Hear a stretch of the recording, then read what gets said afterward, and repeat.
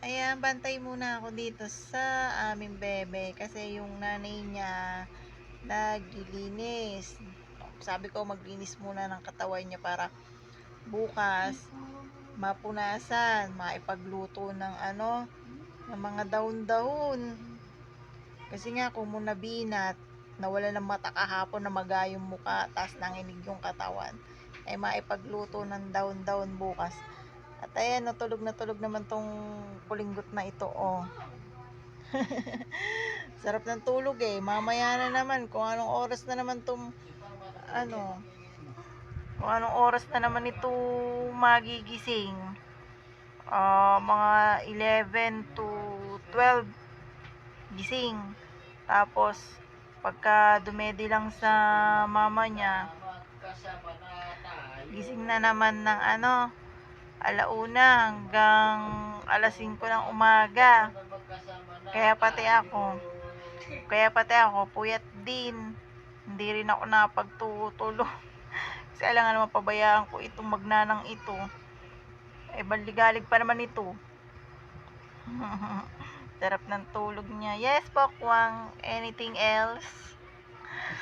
What can I do for you? Ganun talaga. Sinasanay ko sa maingay dahil ako ay maingay.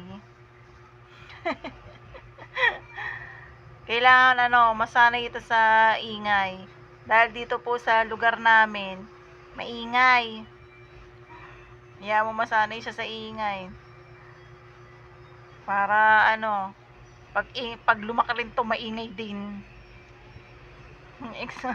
Explored dito.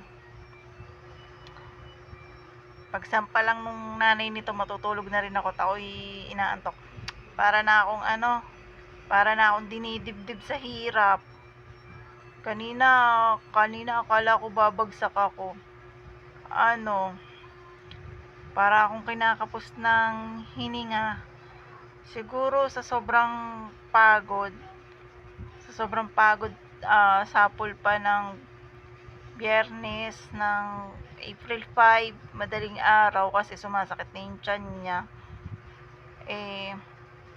Ating gabi, sumasakit na yung tiyan niya, gising na ako, hindi na ako makampante. Pabalik-balik ako dito sa loob ng bahay, di ko alam kung saan ako mag-uumpisa. Ayoko naman dalhin kaagad sa ospital kasi papabalikin din naman kaagad, kaya hinantay kong mag-umaga. Ayan, tsaka nung umaga, Sabado na April 6, tsaka ako dinala sa hospital. So, start ng Sabado until now, hindi ako masyadong makatulog. Hindi pa ako makarelax. Intindi pa lahat dito, kaya pero thank God naman at healthy naman yung magnana. Sarap na tulog talaga ni bebe ko.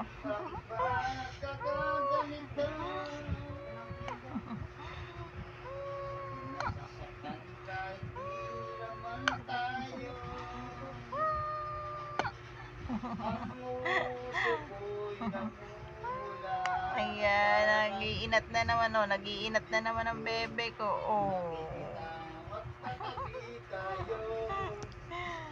Yung kanina pa ito inaabangan ng tito niya. Ng tita pala niya, ng tita Alena niya, kanina pa inaabangan magising. Kanina pa pabalik-balik tinatanong, "Mami, gising na ba ang bebe?" Kanina pa tanong ng tanong. Hindi naman hindi matiyempo ang gising. Sabi ko, mamaya ka mag-alaga hating gabi, ikaw mag-abantay. Pag malaki na daw, natatakot daw siyang buhatin pa kasi maliit pa. Baka daw mahulog. Kaya tasap ng tulog naman, ginugulo ko.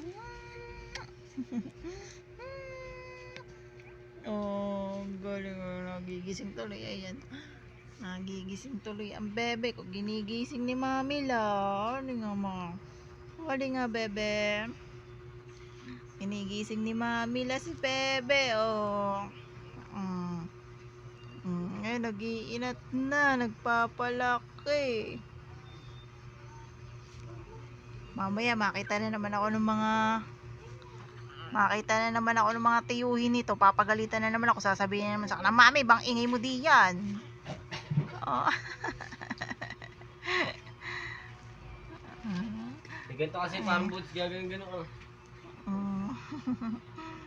Gising na ba? Gising. Huwag mo nang gising. Hinayaan mo naman tulog. Ayan, dede na yan. Oh. Ayan, dede na naman ang bebe ko. Naghanap na naman ng dede. Nakasama kasi. Sa tuwing nakikita mo. Ay, natatawa naman siya eh. Ay, nako.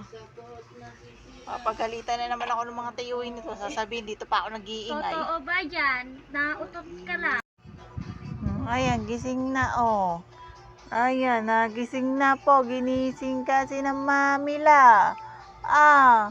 Bebe siya. Ayan, mampupuyat na naman po iyan. Dede na naman ba? Ayan, umiiyak na. Dede na.